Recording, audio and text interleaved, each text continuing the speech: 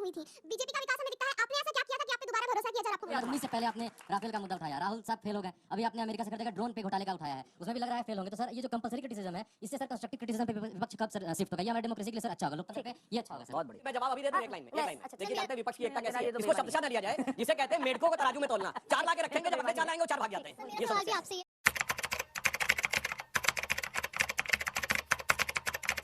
अभी बदत है भाई, अभी बदत है। सर, मेरा प्रश्न आपसे ये है कि अभी आपने तो मान भी लिया कि आपसे काफी गलतियां हुई थी।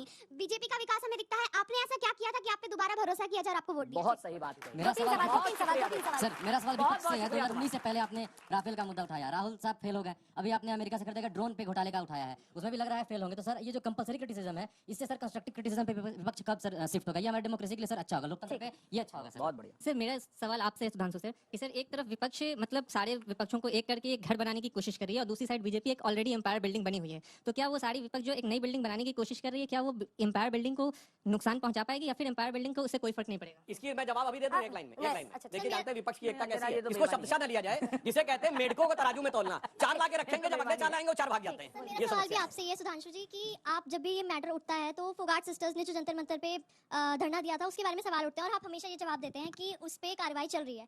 जब आपको अपोजिशन को मुंह बंद करवाना ही है तो आप एक प्रॉपर जवाब भी तो दे सकते हैं उन्हें। तो प्रॉपर जवाब सर दीजिए, जांच सर करेंगे। मेरा जवाब ये गठबंधन की क्या जरूरत है? जब आप सही है तो आप अकेले लड़िए जैसे बीजेपी लड़ रही है।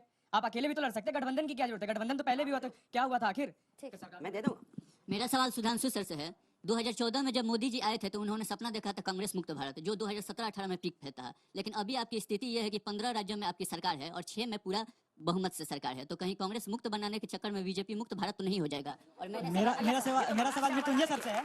मेरा सवाल मृत्युंजय सर से है। हम ये पूछना चाहते हैं कि आप खाली टमाटर और आटा का बात करते हैं, हम बिहार से हैं, हम चाहते हैं कि आप एजुकेशन पे भी बात कर लीजिए। हमारे यहाँ स्कूल का हाल आप देख ही रहे हैं, हमारे खुद का गांव का स्कूल टूटा हुआ है और उसमें भूसा रखा जा रहा है स्कूल में, कोई पढ़ने वाला नहीं है उसमें, ना टीचर आ रहे तो पिकनिक मना के जा रहे हैं। तो आप उस पर भी बात कर लीजिए। आटा और टमाटर नहीं चाहिए हमको नहीं चाहिए, हम लोग उपजा लेते हैं आटा टमाटर। अरे हम उपजा लेंगे, आप एजुकेशन दीजिए, हम पढ़ लेंगे, पढ़ के कमा लेंगे, खरीद लेंगे, 120 रुपए भी खरीद लेंगे। लेकिन आप वो करते नहीं है, आप खाली यही सब बात कर रहे हैं। टमाटर आप वहाँ पे भी जाके देखिए। मुझे सारे सवाल मेरा सवाल आप सबसे है, आने वाले जो भी इलेक्शन है उसमें क्या प्रोबेबिलिटी है कि जो सरकार आएगी वो भी आम जनता पे ध्यान देगी? क्योंकि ना मेरा सवाल छोटे सवाल पूछिए प्लीज। सुधांशु जी से मैंने माइक पकड़ा। कि सर आप 9 साल से सत्ता में फुल मेजोरिटी के साथ है, 2024 में भी आ सकते हैं, तो सर बीजेपी बड़े फैसले लेने से क्यों हिचकिचाती है? जैसे यूसीसी हो, फार्म बिल वापस लेना हो, लेकिन एक तरफ कर्नाटका डंके की चोट पे कांग्रेस आई और हिजाब बैन को हटा दिया, सिलेबस से हेडगेवार को हटा दिया, लेकिन बीजेपी मजबूत सरकार होने के बावजूद भी बड़े फैसले लेने से क्यों हिचकिचाती है? सर मेरा सवाल मृत्युंजय सर से है कि सर आप अगर बिहार में अगर 5 साल के कोर्स 3 साल के कोर्स को 5 साल में करवा रहे हो, फिर गिरे उसे आप विकसित बोल रहे हो, तो आप बहादुर है, लेकिन आते हैं चाहिए। हम चाहते हैं कि मतलब हमारे बिहार के बच्चे अच्छे पढ़े और 3 साल का कोर्स 3 साल में ही खत्म करें, कितने बिहार के स्टूडेंट्स हैं यहाँ पर? और ये बहुत बड़ी प्रॉब्लम है वहाँ। अच्छी संख्या में। मेरा सवाल भी आरजेडी प्रवक्ता से है कि सर आपने अभी थोड़ी देर पहले बोला कि बेरोजगारी की फौज खड़ा हो रहा है, ठीक बिहार से ही है ना? बिहार से, यस। तो ये जो पटना में 2 दिन पहले शिक्षक अभ्यर्थी को दौड़ा कर पीटा जा रहा था, वो क्या था? रोजगार था और क्या? शिक्षा मंत्री ने क्या कहा पता है ना कि बिहार के जो युवा हैं वो मतलब अयोग्य हैं और सबसे ज्यादा बिहार के युवा आईपीएस आईएएस बनते हैं, तो ये मतलब क्या था? वो रोजगार था क्या? देखिए पलड़ा बिहार के पक्ष में भारी हो गया है, क्योंकि मैं भी यहीं पे हूँ, तो उसी का जवाब अब दे दीजिए आप। एक कुंद व्यवस्था के बावजूद अपनी धार से बिहार के छात्र पूरे हिंदुस्तान में अपनी धमक बनाते हैं और आपके शिक्षा मंत्री कहने के असक्षम है, इसे बाकी इंडिया से लेना पड़ेगा। देखिए शिक्षा मंत्री जी के बातों को उसको RJD की है। गलत अर्थों में नहीं लेना चाहिए। अच्छा। उन्होंने ये नहीं कहा कि बिहार के छात्रों में, नौजवानों में प्रतिभा नहीं है। बिहार की छात्र नौजवानों की तो प्रतिभा इतनी है कि पूरे देश में उनका डंका बसता है। अब रिपीट मत कीजिए जो हम बोल रहे हैं। रिपीट तो इसलिए कर रहे हैं जब अरे कुछ बताइए ना सर। हम तो कह रहे हैं कि शिक्षा व्यवस्था में सुधार और गुणवत्तापूर्ण शिक्षा, ये हमारी सरकार की प्राथमिकता है। उस ओर कदम बढ़ चुका है, उसके परिणाम आ रहे थोड़ा सा हैं। रुक जाइए, एक-एक करके सवाल लेंगे। सुरेंद्र जी से पहला सवाल था। दो क्वेश्चन किए थे बिटिया ने, तो बेटे हम बताएं आपसे कि कांग्रेस ने इस देश को गर्व कराने वाले काम किए हैं। जब कांग्रेस की सरकार आई थी आजादी के बाद, 1760 करोड़ रुपए का बजट था हमारा। हमने हथियार नहीं खरीदे, हमने भाखड़ा नंगल डैम बनाया, हमने IIT IIM बनाए, हमने रिसर्च इंस्टीट्यूट बनाए, हमने बैंकों का नेशनलाइजेशन किया जिसको सुधांशु भाई लोग बेच रहे हैं सारे बैंकों को। हमने क्या नाम सैकड़ों की संख्या में PSU बनाए जिनको ये सुधांशु जी वगैरह बेच रहे हैं, देश बेचे डाल रहे हैं। रेल, तेल, भेल सब हम ही लोगों का बनाया हुआ था। उसके बाद परमाणु विखंडन, परमाणु संपन्न शक्ति राष्ट्र किया। उसके बाद एक पाकिस्तान के 2 पाकिस्तान किए। हरित क्रांति हम लोगों ने की, दुग्ध क्रांति हम लोगों ने की, कंप्यूटर क्रांति हम लोगों ने की। राइट टू वोट करें ये पूछा था ना मैंने बताया ना। हाँ, इन्होंने ये पूछा था कि ऐसे कौन से काम कांग्रेस ने किए जिससे आप हमें गर्व हो। हम ये बात, राइट टू इंफॉर्मेशन हमने दिया, राइट टू एजुकेशन हमने दिया, राइट टू फूड हमने दिया। अनुराग जी गठबंधन क्वेश्चन करने और की क्या था। जरूरत है? अब तो जब से बात भाई, गठबंधन करने की क्या जरूरत है? भारतीय- लड़िए अपने अपने दम पर, हराइए तो बीजेपी ये सवाल तो भारतीय जनता पार्टी से भी होना चाहिए ना। उन्होंने अपना दल से गठबंधन किया हुआ है, निषाद पार्टी से गठबंधन किया हुआ है, एनसीपी से भी गठबंधन कर लिया, शिवसेना से भी गठबंधन कर लिया, उसके पहले भी कई सारे गठबंधन जेडीयू के साथ गठबंधन में सरकारी चला रहे थे। अब जेडीयू हट गए तो वो क्या करें? तो भारतीय जनता पार्टी तो गठबंधन ही गठबंधन करती रहती है, 23 24 पार्टियों के साथ गठबंधन करती है। तो इस सवाल तो भारतीय जनता पार्टी पे लागू होना चाहिए, और जिसके साथ गठबंधन करती है वो पार्टी खत्म कर देती है। शिवसेना, उन्होंने शिवसेना के साथ गठबंधन किया तो शिवसेना का हालत क्या क्या देख लो। इन्होंने एनसीपी, मेरी बात सुनिए, आप बोलने दीजिए। आप जिसके साथ गठबंधन करते हो उस पार्टी को खत्म करने की कोशिश करते हो तो लोग आपसे पीछा छुड़ाते हैं। आप गठबंधन धर्म नहीं निभा पाते हो। तो गठबंधन सबसे ज्यादा अगर कोई देश में करता है तो भारतीय जनता पार्टी करती है, क्योंकि अपने दम पे सरकार बना नहीं पाती, अपने दम पे सरकार वो चला नहीं पाती, बना नहीं पाती। पूरे अरे 6 राज्यों में तो अपने दम पे आपकी सरकार है, हर जगह तो आप बैसाखी पे टिके पड़े हो, और दूसरे से गठबंधन की बताते हो। गठबंधन क्यों करते हो? बीजेपी को लेकर जो एक प्रश्न एक बच्ची का था उसका जवाब दीजिए। कह रही थी एक तो फैसलों पर, एक बीजेपी को लेकर जो उनके फॉलोअर्स और वोटर्स हैं उनमें भी भ्रम पैदा हो रहा है। कब कौन सी पार्टी आपकी तरफ आ जाएगी, आप किसको स्वीकार कर लीजिएगा, कुछ समझ नहीं पा रहे हैं। वो भी जो आपको फॉलो करते थे, जिनको आप वेहेमेंटली अपोज करते थे, बात को समझिए। अजीत पवार को आपने ही, आपके नेताओं ने भ्रष्टाचार का पर्याय बनाया। हसन मुशरिफ को आपने भ्रष्टाचार, अब क्या करेंगे राम कदम, किरीट सोमैया, कम से कम बैठते थे कि हम इनके विरोध में बैठे हुए हैं, वीडियो बनाते थे, लगाने पड़े सोशल मीडिया पे रोज वीडियो डालते थे।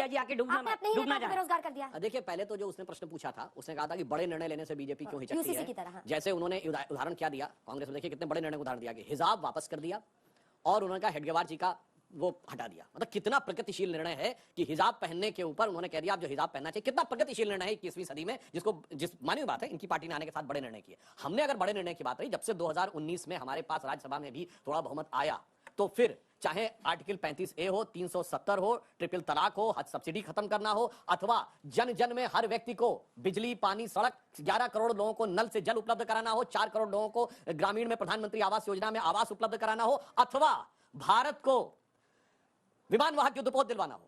भारत में इससे पहले एसॉल्ट राइफल्स नहीं बनती थी, अब एसॉल्ट राइफल भी बन रही है। भारत में लड़ाकू जहाज के इंजन नहीं बनते थे, बन रही है भाई, 14 साल से कुछ भी एसॉल्ट राइफल बन रही है। एचएएल में एसॉल्ट राइफल बनती है, तो गजब है भाई। एचएएल में भैया हवाई जहाज के पार्ट बनते हैं, एसॉल्ट राइफल कहां बनती है? मेरे साथ आइए, फिर से मेरे साथ नहीं भाई, एसॉल्ट राइफल भारत में बनना चाहिए, आप दिखाइएगा। एचएएल बोल गए, एरोनॉटिक्स लिमिटेड की बात, हिंदुस्तान एरोनॉटिक्स लिमिटेड में एसॉल्ट राइफल बनती है, गजब है भाई। अमेठी कोरवा शाखा में एसॉल्ट राइफल का एक सेक्शन है। अरे भाई वाह, जिसको रूस के उससे बाकायदा वहां पर बनाया गया, रूस के सहयोग से, हाँ, रूस के सहयोग से। अरे सुधांशु जी फिर से फंस जाइएगा। अरे भैया, फिर मैं से आपसे फंस कह रहा हूँ, जाइएगा। कोरबा आइए मेरे में साथ। पता है एचएएल में एसॉल्ट राइफल बन रही है, दिखाइएगा। एचएएल में एसॉल्ट चलिए राइफल बन मेरे रही है, साथ। गजब बोलते हैं। अरे सुनिए भाई दिखाइए, एचएएल दिखाइए। या तो आप राजनीति छोड़ दीजिएगा या मैं छोड़ दूंगा। भाई कोरबा जो है, आइए जब आपके दिल में लोग बहुत कहते हैं कि अरे हम क्या करें भाई, आप क्या करें? सुनिए, मैं बता रहा हूँ, चिरंजीव सुनिए, एचएएल में कोरबा डिवीजन है, एवियोनिक्स डिवीजन है, यानी जहां पर जहाज के 2 पार्ट्स होते हैं। आप बीच में बोलिए, मुझे अपनी बात कहने दीजिए। आपने कह दिया ना, मुझे अपनी बात कहने दीजिए। जाके कोई भी चेक करे, एचएएल कोरबा एवियोनिक्स डिवीजन है। एवियोनिक्स का मतलब जहाज के वो पार्ट जो इलेक्ट्रॉनिक्स के साथ कनेक्ट होते हैं, उसके लिए वो बनाई गई। उसमें एसॉल्ट राइफल बनाने की बात कर रहे हैं। एसॉल्ट राइफल तो एचएएल का मैंडेट नहीं है, पता नहीं कहां से बोले दे रहे हैं। चलिए आपको दिखाइए, चलिए एचएएल का मैंडेट दिखाइए। कैसे संभलिएगा 24 के पहले? 24 के पहले समझने की मैं सोचता हूँ कोई चिंता ही नहीं है, बहुत स्पष्ट कारण है। कुछ राय नहीं महाराज के लिए। मैं आपको स्पष्ट बता रहा हूँ, भारतीय जनता पार्टी इस मामले में भारतीय जनता पार्टी पूरी तौर से जनता के बीच में अपना वो चेहरा दिखा चुकी है, जिसकी बात वो इसके पहले करते थे, जिस पे इनको वोट मिले थे। इन्होंने ये कहा था हम चाल चरित्र चेहरे की बात करते हैं, देश की राजनीति हम सुचिता लाना चाहते हैं, लेकिन हो क्या रहा है, पूरी तौर से उन्होंने अपने आप को भ्रमित स्थापित कर दिया है। जहां ये बात कहते हैं उससे विपरीत जाके काम करते हैं। ये सारी बातें देश के लोगों के बीच में चर्चा में इस समय, तो मुझे ऐसा नहीं लगता कि कोई इनके पास कोई ऐसा कहने के लिए हो जिसमें ये बता सकते कि इनको वोट क्यों मिलना चाहिए। जितनी बातें भी सुधांशु जी ने बात की, आपको अजीत पवार से लड़ना है, प्रफुल्ल पटेल से लड़ना है, आपको पूरा उनसे लड़ने की जरूरत ही नहीं पड़ेगी। छगन भुजबल, मैं आपसे फिर कह रहा हूँ, उन लोगों से लड़ने की हमको जरूरत नहीं पड़ेगी, क्योंकि जनता का जो समर्थन है, जनता देख रही है इस बात को कि ये सारा काम हो क्यों रहा है, क्योंकि भारतीय जनता पार्टी किसी भी हालत में इस चुनाव को जीतना चाहती है, सारे समझौते कर रही है। अंजना जी, मुझे एक बात अंजना जी, एक सेकंड, सिर्फ एक मिनट। सुधांशु जी, इसको आप दिखा लीजिए। एचएएल कोरबा में AK-47 राइफल बन रही है या नहीं बन रही? कब से? 2014 से पहले? उससे पहले से। यस, AK-47 राइफल बन रही है। AK-47 तो भारत की राइफल ही नहीं है। सुन ली, अब देख, AK-47 का फुल फॉर्म बताओ। AK-47 का फुल फॉर्म बताओ, है ना? ये वो तो रूस से आ रही है इंपोर्ट। AK-47 का फॉर्म बताओ। अंजना जी, इसके लिए देखने के बाद AK-47 बताओ। अंजना जी, ये पढ़ो ना, मैं तो कह रहा हूं ना, AK-47 भारत की राइफल ही नहीं है। जबरदस्ती बोल रहे हो, उसमें लिखा है इतना वेबसाइट को कोट करके दिखा रही हूँ जिसमें लिखा है government approved production of over 5 lakh AK-203 rifles in Amethi UP 2021 में। हाँ हाँ, तो क्या अपने नेता कि वहाँ 14 पार्टियां महागठबंधन की दूसरी पार्टी को तोड़ना है, सबको लाना है, अपनी तरफ करना है, हर राज्य में आपकी रणनीति यही रहती है।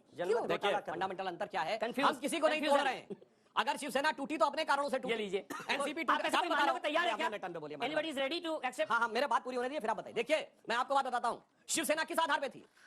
स्वर्गीय बाला साहब ठाकरे जी क्या कहते थे? मुझे याद है बचपन में उनका एक इंटरव्यू लिया गया और उनसे कहा गया आप पे आरोप है कि आप हिंदूवादी नेता हैं। तो जानते हैं उन्होंने क्या बोला? ये आरोप गलत है। पत्रकारों को लगा शायद सफाई देंगे। उन्होंने कहा ये आरोप गलत है, मैं कट्टर हिंदूवादी हूँ। ये कहने वाली थी अच्छा शिवसेना। और आज क्या हो गई? और आज क्या हो गई? उन लोगों के साथ खड़े इमरान प्रताप गढ़ी को राज्यसभा में भेज रहे हैं। आज उन पार्टी के साथ खड़े जो मुस्लिम लीग के साथ गठबंधन में, केरल में उस पार्टी के साथ खड़े जो बंगाल में फुरफुरा शरीफ के गद्दी नशी के साथ गठबंधन में, उस पार्टी के साथ खड़े जिसने मुस्लिम लीग के साथ